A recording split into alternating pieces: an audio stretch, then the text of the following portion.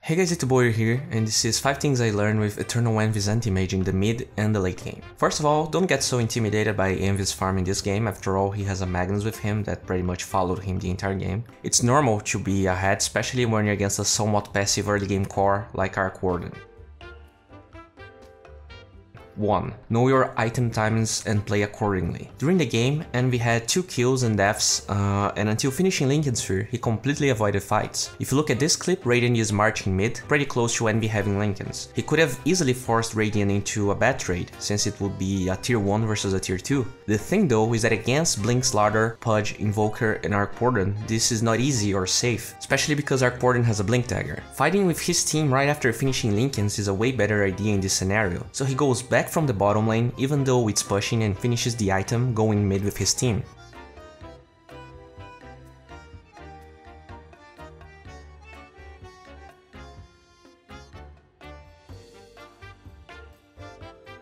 It does not stop here. Look how far he goes to get the Arc Warden kill. At this stage of the game, Arc wasn't feeling like he could only go outside of the base with his clone, and Envy has to punish him. Blink Dagger has a 12-second cooldown, and this means Envy can blink twice before he can blink away, which means he can easily get the kill. I really like the meta usage here to get vision from both sides, guaranteeing that Arc Warden can't juke him. That's not all. Envy has Empower and Linkens. There's probably no play Radiant can pull off here that would allow them to steal Ages without buybacks. Aegis is not an item you purchase, but this is one of the item timings that probably gets less attention than it should. Anti-mages are farm addicts. They crave for the last hitting sound, the coins, the rush. Envy is no different, but he knows that Shingeki Kyojin episode is waiting him after that game, and he doesn't want to wait. The poor guy had no idea that the game would last more than 1 hour though. People think of Anti-Mage as a late game carry when in reality he is far from that. All you need from this hero is a relatively big net worth difference between you and the enemy core. Hopefully an Aegis and you're set. In this case he has both and Empower on top of it, so he doesn't need to farm top. He's far away from any item timings he might need. His team has every cooldown available and Arc Warden is still dead, so this is definitely the right move considering his team actually is there with him. As you can see, there's a lot of control coming from the Radiant team, and this is 20 minutes into the game. In the end, he's not able to take the tier 2 mid, and this is one of the biggest problems of Dire's draft. Envy is the only real core, and he can't hit towers even though he's massive. Legion has to play as a support kinda because he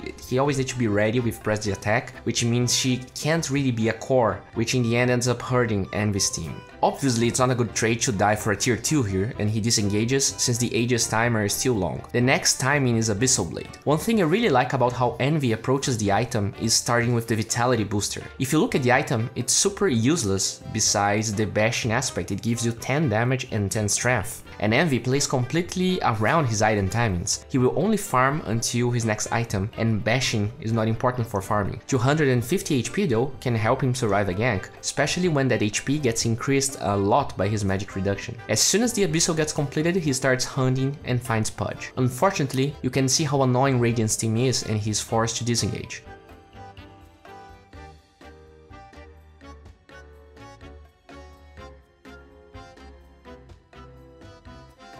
But look how he plays this. He keeps increasing his farm while he waits to see whether Radiant will call quits or will go back. All of this while farming the enemy's ancients. And they finally get a good fight.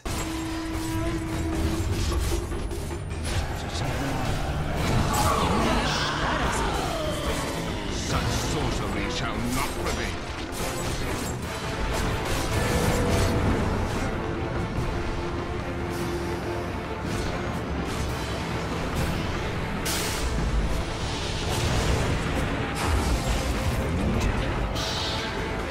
Without Abyssal, Envy doesn't even bother trying to go in, and this is what I respect about his play. While he is known for going for the low risk, high reward plays, most of the time he only goes for them when he is behind. Until this point, that was not the case. His next item timing is BKB. He literally just farmed and ignored everything, but as soon as BKB is done, here he is again. One thing I want you to note here is that even against the Arc Warden clones, Envy would use Abyssal Blade without blinking an eye. You can't really do that against an Abaddon, so he just tries to play cool, and seconds after, surprise from Radiant.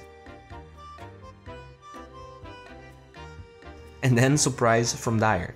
This is the strength of an anti-mage. You have so many items that you don't mind fighting against the enemy in their shrine. The thing though is that the timing window is very narrow. This is why you fully utilize every power spike, and this is why farming is so important until this stage of the game. People try to play like this when they get maxed out at like 45 minutes into the game and they wonder why they have such a hard time winning with anti-mage. Anyways, going back to the fight, I mentioned him not popping BKB instantly. Also, pay attention to how he holds Abyssal Blade. If it was me, I would have used in the first person I hit it after using BKB, but that target was under RP.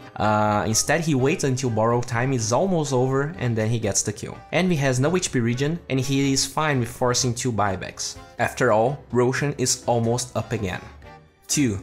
Know your priorities. This is one game where Dire is ahead for most of the time, at least map control wise, and the problem here, especially with these new ages, is getting the necessary pickoffs to go to the high ground. As you already noticed through this video, as farmed as the EM is, he can't really go high ground so easily. They already have pressed the attack, and maybe with a Lotus Orb he could try, but they don't have that. He has ages on his inventory, so should he spend the money on a heart or a butterfly and just walk super slowly around the map to farm and eventually have his team die and lose all the momentum from the game? Considering the first item he has to swap is Treads, Boots of Travel level 2 is probably the best option considering he just got ages. The real problem though is that the entirety of Envy's team wanted to watch Shingeki Kyojin, and they were probably doing it while the game was going on. Kotl all tapped.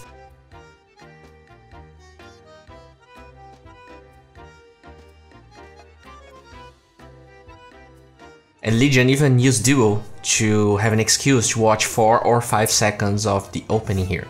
And Envy knows the already Herculean task of sieging is even harder now. Just a few seconds later though, they end up getting a great fight and it feels like Envy can siege, right?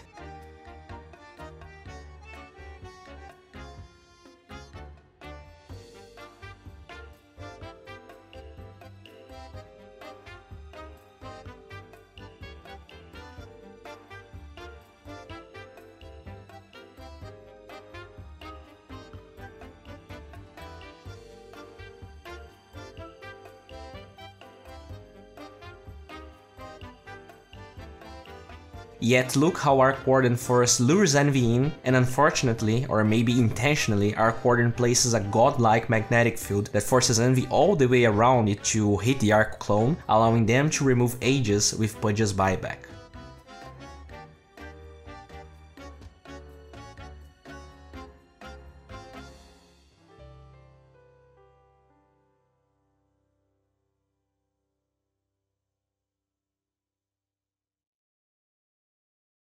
Three. Why most of the time Linken's Fear is superior to Acceptor. Okay, so if you feel like this sentence by itself is dumb, Burning himself said in his stream that he feels like Acceptor is not a good item on anti-mage almost every time. AM is a very slot-deprived hero and every item should have its purpose when you're building him. I'm willing to say that against unpurgeable debuffs like Doom and maybe Shadow Demon, and maybe only these two heroes, the Acceptor can be great. Why is Linken's Fear better though? Well, the first obvious thing is that as a full slot anti-mage with faster blink, you're not sustainable in mana to farm and fight at all times. Your mana regen with Linken's and Battle Fury is 13.3, while without it, it's 6.3. With Blink Dagger, with Blink having 5 seconds cooldown and costing 60 mana, you will either be too low on mana to fight sometimes, or you will need to go back to base and lose time, farming time. Especially considering that at level 25 you're probably going to get the reduced mana void, it means you're going to be spending even more mana. So when you need to go for a defensive item like Linken's Fear or like Acceptor, I really feel like Linken's is just way better. But let's keep going. Acceptor gives you extra 75 HP and pretty much every other aspect of Linken's is better. Yes, you can reflect some spells, but the thing is, if you're an anti-mage farming the map and a lion out of the blue jumps you to kill you with Hex and gets turned into a frog, does it really mean you can kill him? Yeah, maybe, but there's obviously follow-up coming if a lion just jumps you out of nowhere. So does the reflect really matter in this case? There's a lot of spells that people also don't mind that get reflected to kill you later, so wouldn't you want to have an overall better item that still has the potential to block one spell, but I mean you still have a better item in case you get ganked, in case you need to fight, in case you need to farm more? Yeah. 4.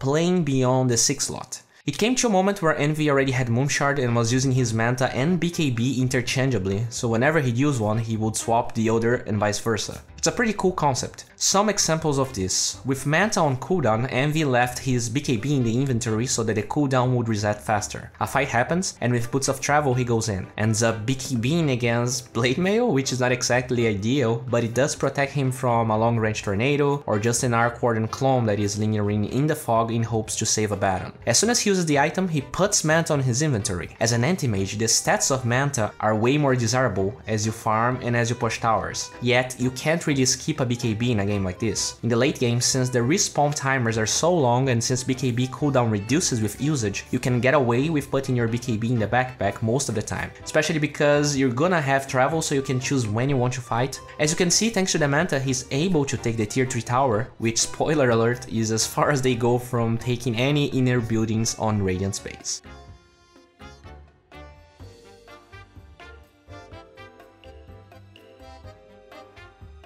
After that Manta usage to get a tier 3, he swaps his BKB back and has the item ready to get this double pick off here. It's no rocket science really, and since he swaps the item mid-fight when Magnus comes in with RP, he has more DPS to take the Arc Warden down later.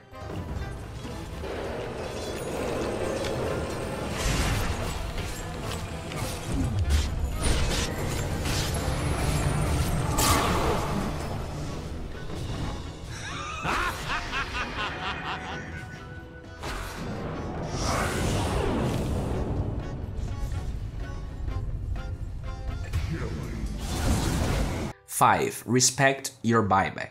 Anti-Mage, as I said, is a very addicting hero. It's like you're on heroin, right? You're so strong, you can go anywhere, you can do anything. Think of your buyback as your family intervention. If you screw way too much, in a short period of time, there's not gonna be another one. And you're probably going to lose the game, dude, so pay attention to this. They eventually go for Roshan and Envy feels like suiciding and buying back could be the solution to winning the game. The problem though is that things don't go as smoothly as he wants. First of all, he doesn't have the cooldown to blink here, and then he ends up having to walk through an ice wall, which is not ideal. They instantly lose the Aegis, and I feel like Envy only wanted to force Arc Warden's buyback at this point, and then hold into his buyback until the next Aegis. That really doesn't help, because in the end they force some buybacks, but not the most important one, and I can't help but wonder whether a heart in the backpack instead of Travels level 2 would be better. I mean, I know that I said that Travels level 2 was better, and at that scenario, it was probably the best solution. Of course, you never know that the game would be that crazy or that it would be so hard to go with high ground.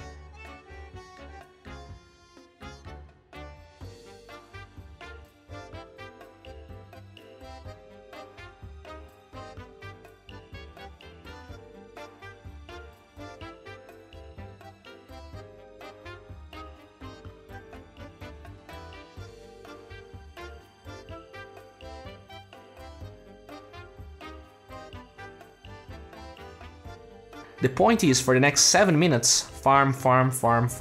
He would eventually go for some Arc Warden clones, but never went too close to the tower. And oh, you can give Moonshards globally, by the way, so yeah, you can introduce your friends to the world of drugs. His team did get some pickoffs in that time frame. After killing Pudge, he even travels level 2 to kill a Baron, but with no success. The only times Envy would go for even slightly aggressive plays was when his team initiated on someone. As you can see, Radiant has a lot of control, but not enough DPS to kill AM unless he's alone. He did go for kills that were easy. This, for instance, was a Pudge bait, but Dire reacts accordingly and they end up getting 2 kills.